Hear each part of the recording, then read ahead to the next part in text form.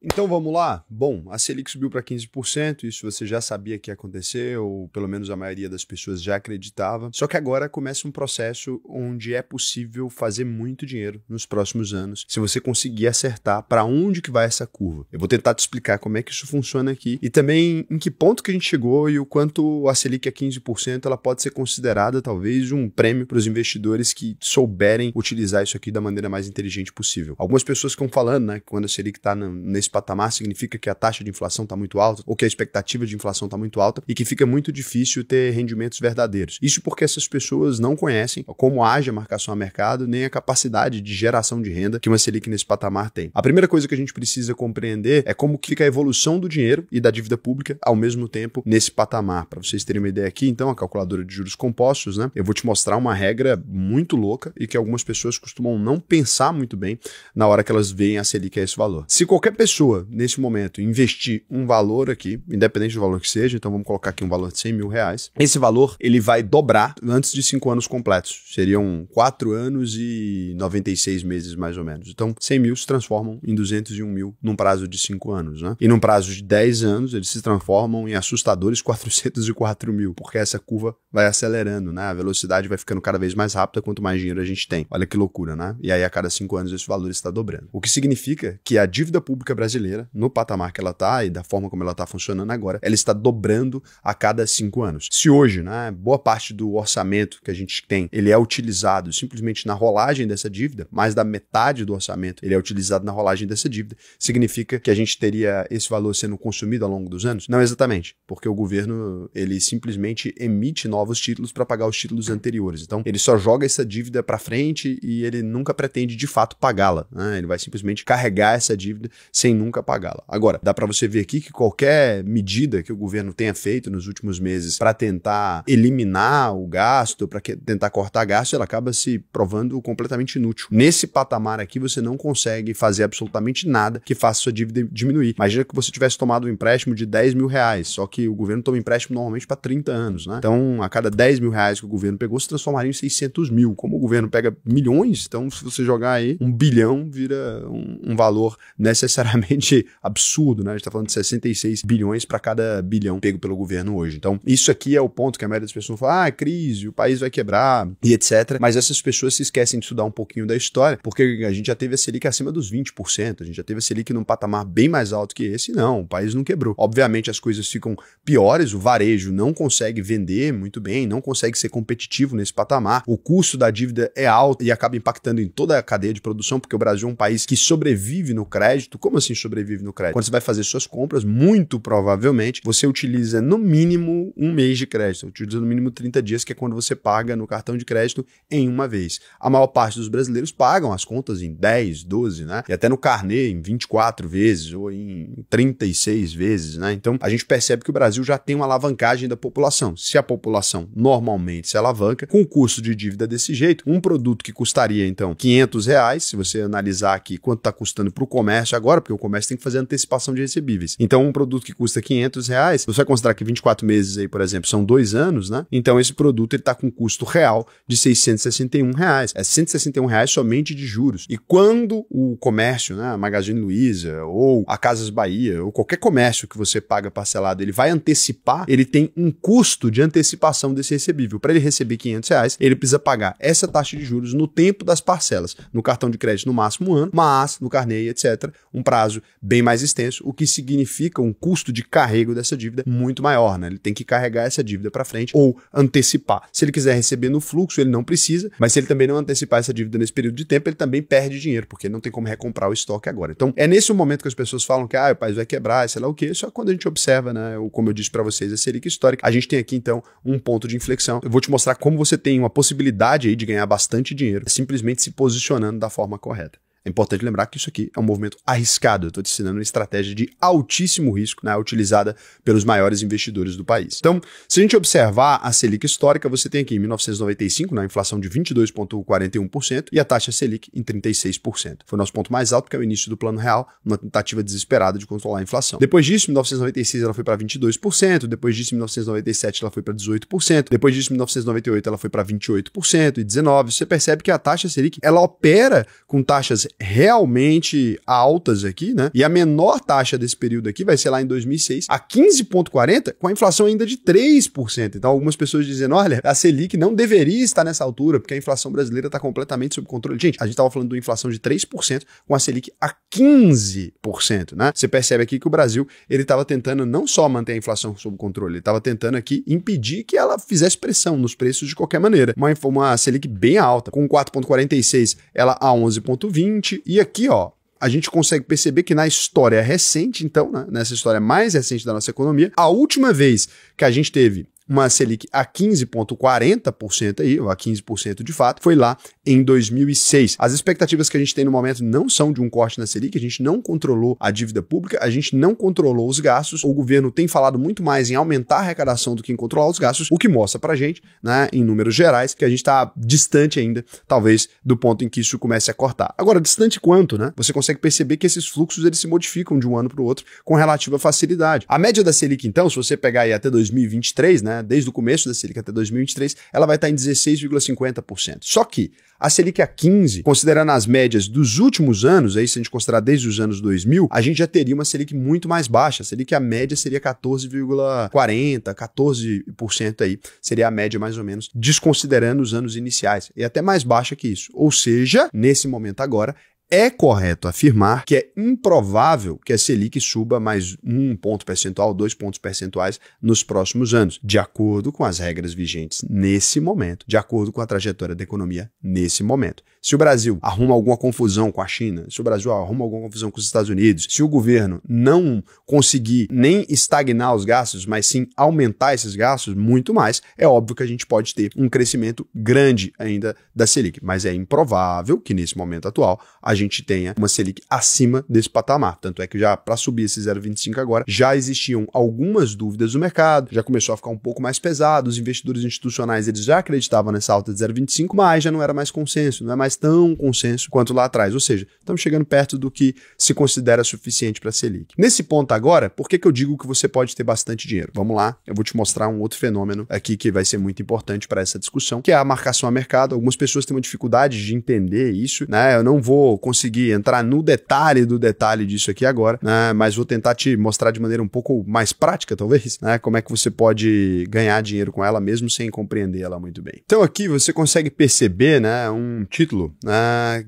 prefixado para 2029, ele foi comprado lá em 2023, quando a nossa taxa Selic ela era muito mais baixa do que o ponto que a gente está agora. E esse título ele oferecia uma rentabilidade de 12,98%. Se eu comprei um título com a rentabilidade de 12,98% e hoje a Selic está mais alta do que isso e os títulos prefixados oferecidos são maiores, então quando o preço dos outros títulos diminuiu, o preço teórico desse título ele começou a ter um lucro. Olha só. Então aqui você repara que o preço real que eu deveria ter investido naquele momento seria 44 mil, se fosse seguir a curva de juros. Como ele é pré-fixado, ele vai seguir a curva de juros, que vai me pagar exatamente aquela rentabilidade por ano. Isso é assim num CDB e etc., mas não é assim no Tesouro. Por quê? Porque toda vez que a taxa de juros aumenta, por exemplo, o preço do meu título cai. A taxa Selic, ela tem uma média móvel. É isso importante que você tem que entender. E qualquer título indexado a Selic, independente de ser pré-fixado ou IPCA, ele vai corrigir de acordo com essa média nova. Então, por exemplo, a gente tinha uma rentabilidade de 12,98 no meu título que eu comprei lá atrás. Então, eu comprei naquela época 12,98. Se a rentabilidade foi para 13,50 agora, o que vai acontecer? O meu título também vai para 13,50. Esse é um engano que as pessoas cometem. Não, mas eu comprei a 12,98. Ele vai me render 12,98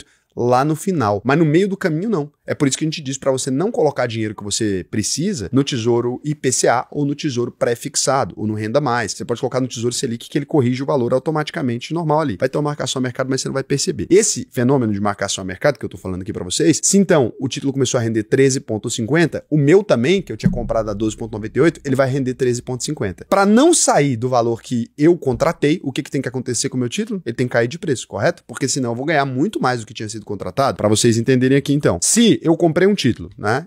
Tava lá, ó, eu paguei R$1.000 num título e eu comprei ele a 12,98%. Eu comprei esse título para daqui 10 anos. Não posso investir mais nada nele porque o título já está comprado. Ele teria que valer no vencimento R$3.388. Se a taxa de juros sobe para 13,50, esse título ele tem que render 3.000, ó, lá no final ele vai ter que render os mesmos 3.388, ó. Então o que acontece? A taxa de juros subiu, eu tô ganhando 3.547. O que vai ter que acontecer aqui? Esse valor que eu coloquei no título, ele vai ser reajustado. Então, por exemplo, agora ele vai valer 950 meu título. Até chegar no valor certo, tá vendo? Aqui deu 3.370, não é esse. Então, por exemplo, esse título, né, ele não vai mais valer os R$1.000. Ele teria que valer R$955 para render o 3.388. Raul, mas aí então, se eu quiser vender esse título antecipadamente, eu vou perder R$45. Exatamente. É esse fenômeno que você está vendo acontecer aqui no final. Você repara que no começo, ó, era para ter 46.801, mas eu não tinha.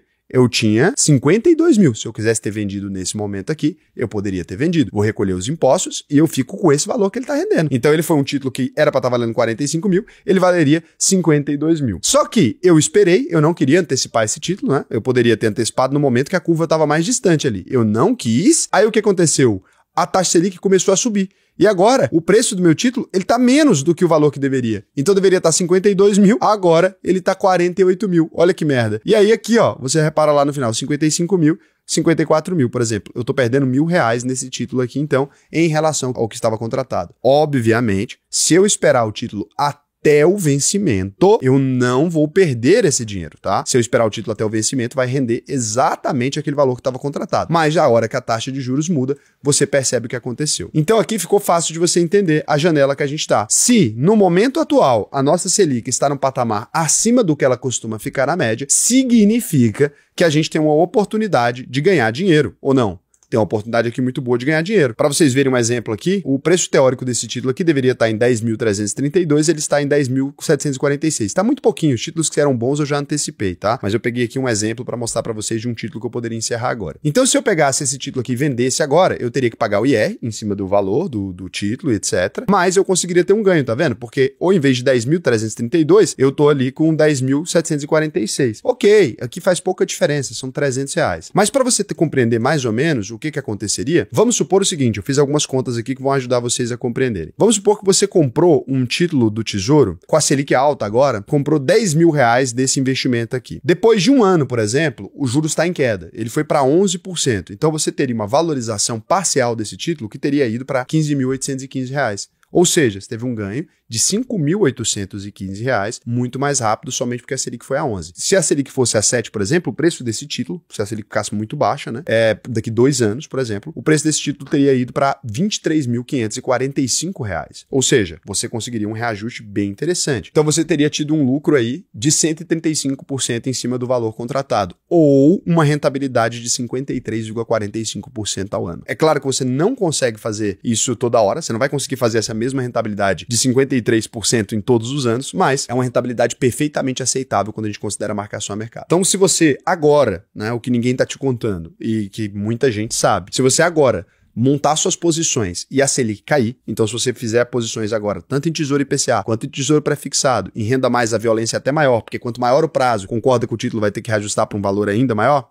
Você entendeu, né? Pela conta da calculadora de juros compostos. Se você fizer esse movimento estratégico agora, você vai conseguir lucrar bastante dinheiro. É isso que os alunos da UVP todos fazem. E agora ainda, a gente tem uma mudança possível na legislação em que o Haddad quer fazer isso ficar mais fácil, porque hoje em dia você pelo menos pagaria uma alíquota de 22,5%, o que muitas vezes as pessoas não querem fazer, porque você antecipa esse título, né, e paga 22,5%, que é a maior alíquota de imposto. Com essa nova reforma que estão tentando passar, a alíquota seria 17% para todos os períodos. Ou seja, para fazer marcação a mercado no curto prazo, vai ficar 5% aí mais eficiente em termos tributários, vai ficar mais lucrativo. A rentabilidade bruta fica excelente. É basicamente isso que a gente ensina, né, e que eu tenho mostrado para vocês há muito tempo. Então não necessariamente a Selic a esse patamar só serve para você ir lá na renda fixa. Raul, mas eu tenho que calcular a inflação, etc. Cara, a 53% de rentabilidade, sinceramente, gente, faz pouquíssima diferença aqui a inflação que vai ter no período. Você não vai conseguir ter uma inflação tão alta assim. Quem souber aproveitar, vai pegar. Se a taxa de juros subir, Raul, o que vai acontecer com o meu dinheiro? Vai cair, como eu mostrei para vocês aqui. É simplesmente você esperar, como historicamente a nossa taxa fica abaixo da Selic, você espera e antecipa esses títulos quando chegar a hora. Você vai vender eles adiantados, você não vai esperar ele chegar na curva. Eu, né, vou te dizer que em todos esses anos que eu tô no mercado financeiro, mais de 14 anos aí agora, sei lá quanto tempo, desde 2012, 13 anos, né? Eu nunca esperei um título chegar no vencimento. Não faz sentido, você vai sempre marcar ele a mercado. Se você quiser aprender essas estratégias que fazem mais sentido para ganhar mais dinheiro, o que eu vou te recomendar é você acessar agora a UVP, clicar no botão Faça sua análise de perfil, preenche o questionário aqui para mim, com todas as perguntas. Você só pode preencher esse questionário se você ganha pelo menos R$4.500 por mês. Se ganha 15, 20, 30, tanto faz, mas tem que ser pelo menos R$4.500 por mês, que é para você poder aproveitar a maior parte dos benefícios. A gente gente não consegue criar conta na nossa plataforma para quem ganha muito menos que isso, tá? A não ser que você mora com seus pais e ainda seja mais jovem, daí faz sentido você preencher, e aí vai ser um prazer para mim te ensinar a investir. Vou te mostrar como é que você pode fazer dinheiro de maneiras diferentes no mercado financeiro, né? Esse não é um vídeo igual a todos os outros, eu tenho certeza que você assistiu vários vídeos sobre Selic e tenho certeza que você não viu nenhum falando sobre esse fenômeno nesse momento específico, tá? Então isso aí é a diferença que a gente tem aqui na UVP. A gente é hoje a maior consultoria de investimentos do país e, cara, a gente tem muitas estratégias interessantes que dá para ensinar para os investidores pequenos. Então a mesma estratégia que eu aplico para investidores que têm 100 milhões de reais, eu consigo te ensinar a aplicar na sua carteira. Nem todos os investimentos são possíveis, né, para você, mas alguns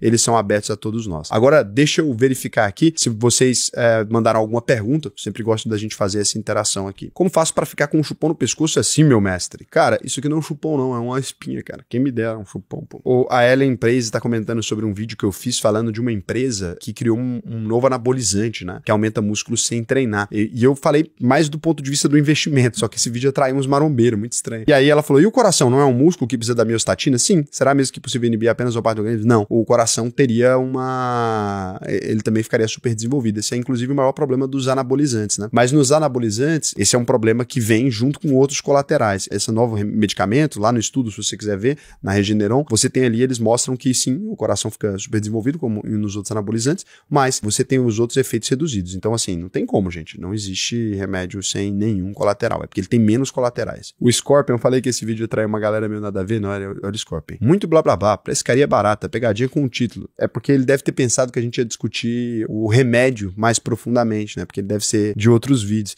Interessante, mas que leva a outra coisa. É porque não leva a outra coisa, meu canal é de investimento. Não é que eu tô te levando pra outra coisa, não. Que pode levar o seu, que é QSJ, acho que é seu dinheiro, né? Tchau, obrigado, tô suave. Aí acho que ele ficou com medo de, sei lá, se é algum tipo de golpe, alguma coisa. Muito bom. O maluco completamente perdido. Ele falou, caralho, os caras, filho da puta, velho, me enganou. Eu queria só emagrecer e ficar bombado, comendo pizza, e agora ele quer me botar em investimento. É muito bom o YouTube. O Ivanes perguntou também sobre esse vídeo. Caramba, esse vídeo deu o que falar, hein? Pergunta, essas empresas de biotecnologia vivem de momentos. Mesmo assim, vale a pena comprar e segurar? Olha, ela é uma empresa que está no mercado há muitos anos, né? A Regeneron. Mesmo que isso não dê certo, foi o que eu disse no vídeo, eu ainda teria a empresa em carteira. Por isso que eu coloquei. Eu encarteirei-a e coloquei, acho que foram $25 mil ou $30 mil nessa empresa e espero que meu investimento amadureça bem. Agora, como tudo no mercado financeiro, gente, não existe nenhuma garantia de que isso vai dar certo, né? Igual que eu tô explicando nesse vídeo aqui. Vai ter gente que vai fazer cagada, por isso que eu evito explicar esses temas mais complexos aqui, porque tem gente que o cara acha que ele vai comprar e que necessariamente a Selic vai cair. E, obviamente, né, a gente tá nas mãos de Lula, a gente tá nas mãos do próximo presidente da República. Tudo isso são coisas que pode acontecer, como pode também não acontecer. Quem é do mercado, e sabe o que tá fazendo, a gente compreende esses riscos. Você investe, fala, cara, legal, né? Tomara que dê tudo certo. Se não der certo também, muito bacana. E a gente sobrevive com isso. Quem não é do mercado, corre risco de entrar numa dessa daqui e falar, puta que pariu, fudeu muito, né? É isso. Abração pra vocês.